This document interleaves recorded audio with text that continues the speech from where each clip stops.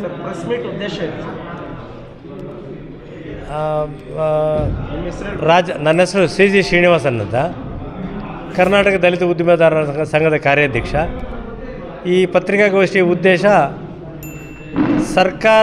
ಕರ್ನಾಟಕ ಸರ್ಕಾರ ಮತ್ತು ಕೇಂದ್ರ ಸರ್ಕಾರ ದಲಿತರನ್ನು ಉದ್ಯಮಪತಿಗಳನ್ನಾಗಿ ಮಾಡೋ ದೃಷ್ಟಿಯಲ್ಲಿ ಏನೇನು ಸವಲತ್ತುಗಳನ್ನು ಕೊಡ್ತಾ ಇರೋ ಅನ್ನೋದನ್ನು ಪತ್ರಿಕಾ ಮಾಧ್ಯಮ ಮುಖಾಂತರ ಜಿಲ್ಲೆ ಜನತೆಗೆ ದಲಿತರಿಗೆ ಗೊತ್ತು ಮಾಡೋದು, ದಲಿತರು ಉದ್ಯಮಪತಿಗಳಾಗುವ ನಿಟ್ಟಿನಲ್ಲಿ ಅನುಭವಿಸುತ್ತಿರುವ ಕಷ್ಟಗಳು, KSFC, KD, KSSIC ಮತ್ತು ವಾಣಿಜ್ಯ ಬ್ಯಾಂಕುಗಳಲ್ಲಿ ದಲಿತರಿಗೆ ಕಿರುಕುಳದ ಬಗ್ಗೆ ಜನಾಂದೋಲನ ಮಾಡೋಕ್ಕೆ ಮತ್ತು ಆ ವಿಷಯಗಳನ್ನು ಪತ್ರಿಕೆ ಮುಖಾಂತರ ವಾಹಿನಿ ಮುಖಾಂತರ ಜನರಿಗೆ ತಿಳಿಸಬೇಕು ಅನ್ನೋ ಉದ್ದೇಶನ ಪತ್ರಿಕಾಗೋಷ್ಠಿ ನಡೆಸ್ತಾ ಇದ್ದೀವಿ.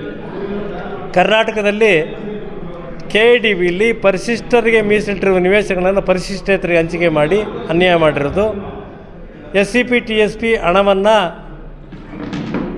ಗ್ಯಾರಂಟಿಗಳಿಗೆ ಕೊಟ್ಟಿರೋದು ಮತ್ತು SCP TSP ಹಣವನ್ನು ಈ ಕೈಗಾರಿಕಾ ಉದ್ಯಮಪತಿಗಳನ್ನಾಗಿ ಎಕನಾಮಿಕ್ ಅಪ್ಲಿಫ್ಟ್ಮೆಂಟ್ಗೆ ಒದಗಿಸಬೇಕಾದಂಥ ಹಣದಲ್ಲಿ ಕುಂಠಿತಗೊಳಿಸಿರುವುದು ಮತ್ತು ವಾಣಿಜ್ಯ ಮತ್ತು ಕೈಗಾರಿಕಾ ಇಲಾಖೆಯಿಂದ ಲ್ಯಾಂಡು ಮತ್ತು ಟರ್ಮ್ ಲೋನು, ವರ್ಕಿಂಗ್ ಕ್ಯಾಪಿಟಲ್ ಕೊಟ್ಟರೂ ಸಾಕು ಉದ್ಯಮಪತಿಗಳಾಗಬೇಕು ಅನ್ನುವ ಒಂದು ಮನಸ್ಥಿತಿ ಇದೆಯಲ್ಲ, ಆ ಮನಸ್ಥಿತಿ ಹೋಗಲಾಡಿಸೋದು ಮತ್ತು ಸಮಾಜ ಕಲ್ಯಾಣ ಇಲಾಖೆ, ವಾಣಿಜ್ಯ ಮತ್ತು ಕೈಗಾರಿಕಾ ಇಲಾಖೆ ದಲಿತರ ಕಷ್ಟಗಳನ್ನು ಹ್ಯಾಂಡ್ ಹೋಲ್ಡಿಂಗ್ ಮಾಡಿ ಉದ್ಯಮಪತಿಗಳಾಗುವ ನಿಟ್ಟಿನಲ್ಲಿ ಅದು ಸೋತಿದೆ ಅಂತೇಳಿ ಪತ್ರಿಕಾಗೋಷ್ಠಿ ಮುಖಾಂತರ ಜನರಿಗೆ ತಿಳಿಸಬೇಕು ಅನ್ನೋ ಉದ್ದೇಶನ ಇವತ್ತು ಪತ್ರಿಕಾಗೋಷ್ಠಿ ಮಾಡ್ತಾ ಇದ್ದೀವಿ. ಸರ್ KSFC ಮತ್ತು ವಾಣಿಜ್ಯ ಬ್ಯಾಂಕುಗಳು ಟರ್ಮ್ ಲೋನ್ ಕೊಡುವಾಗ SC/ST ಉದ್ಯಮೆದಾರರನ್ನು ಮೋಟಿವೇಟ್ ಮಾಡೋದಿಲ್ಲ, ಡಿಸ್ಕರೇಜ್ ಮಾಡ್ತಾರೆ. ಅಂದರೆ ನೀನು ಪ್ರಾಜೆಕ್ಟ್ ಕಾಸ್ಟು 2 ಕೋಟಿ ಇದ್ದರೆ ಈ ಪ್ರಾಜೆಕ್ಟ್ ಕಾಸ್ಟ್ ಅನುಷ್ಠಾನ ಮಾಡೋಕ್ಕೆ ಅಷ್ಟ್ಯಾಕ್ ಬಿಲ್ಡಿಂಗ್ ಬೇಕು, ಆ ಮಿಸ್ಟ್ರೀಸ್ ಹಾಕಬೇಕು ಅಂತ ಡಿಸ್ಕರೇಜ್ ಮಾಡಿ ಇಲ್ಲ ಸಲ್ಲದ ದಾಖಲೆಗಳನ್ನು ನೀಡಿ ಅಂತೇಳಿ ಕಿರುಕುಳ ಕೊಡ್ತಾಯಿದ್ದಾರೆ. ಇದರ ಬಗ್ಗೆ ಉನ್ನತ ಅಧಿಕಾರಿಗಳ ಗಮನಕ್ಕೂ ತಂದಿದ್ದೀವಿ. ಮತ್ತು ಸರ್ಕಾರಕ್ಕೆ ಏನು ಹೇಳಕ್ಕೆ ಬಯಸ್ತೀರಿ? ಈ ಮುಂಬರೋ ಬಡ್ಜೆಟ್ನಲ್ಲಿ SCP TSP ಮತ್ತು ಬಡ್ಜೆಟ್ನಲ್ಲಿ ಈ ವಾಣಿಜ್ಯ ಮತ್ತು ಕೈಗಾರಿಕಾ ಇಲಾಖೆಗೆ ಎಷ್ಟು ಈ ಎಲ್ಲ ಸ್ಕೀಮ್ಸ್ನ land subsidy, interest subsidy, soft seed capital assistance ಇವೆಲ್ಲವನ್ನು ಅನುಷ್ಠಾನ ಮಾಡೋಕ್ಕೆ ಹೆಚ್ಚಿನ ಹಣ ಒದಗಿಸಬೇಕು ಅಂತ ಸರ್ಕಾರಕ್ಕೆ ಈ ಮೂಲಕ ಒತ್ತಾಯ ಮಾಡ್ತೇವೆ. ಸರ್, ಕರ್ನಾಟಕದಲ್ಲಿ ದಲಿತ ಉದ್ಯಮಪತಿಗಳ ಸಂಖ್ಯೆ ಎಷ್ಟಿದೆ? ಯಾವ್ಯಾವ ಸೆಕ್ಟರಲ್ಲಿ ಉದ್ಯಮಪತಿಗಳಾಗಿ ಗುರುತಿಸಿಕೊಂಡಿದ್ದಾರೆ? ಕರ್ನಾಟಕದಲ್ಲಿ ಸುಮಾರು 2009ರಿಂದ ಇದುವರೆಗೂ ಒಂದು 6500 ಜನ SC/ST ಎಂಟರ್ಪ್ರೈನರ್ಸ್ ಆಗಿದ್ದಾರೆ. ಅದೆಲ್ಲ ಇಂಡಸ್ಟ್ರಿ ಮಾಡಿ ಎಸ್ಟಾಬ್ಲಿಷ್ ಆಗ್ತಾಯಿದ್ದಾರೆ. ಏರೋಸ್ಪೇಸ್ ಸೆಕ್ಟರಿಂದ ಫ್ಯಾಬ್ರಿಕೇಷನ್ ಅವರ ಎಲ್ಲ ಕ್ಷೇತ್ರದಲ್ಲೂ ದಲಿತ ಉದ್ಯಮೆದಾರರು ಕೆಲಸ ಮಾಡ್ತಾಯಿದ್ದಾರೆ. ಸರ್, ದಲಿತ ಉದ್ಯಮೆದಾರರಿಂದ ಸಮುದಾಯಕ್ಕೆ ತಮ್ಮ ಕೊಡುಗೆ ಏನು ಸರ್?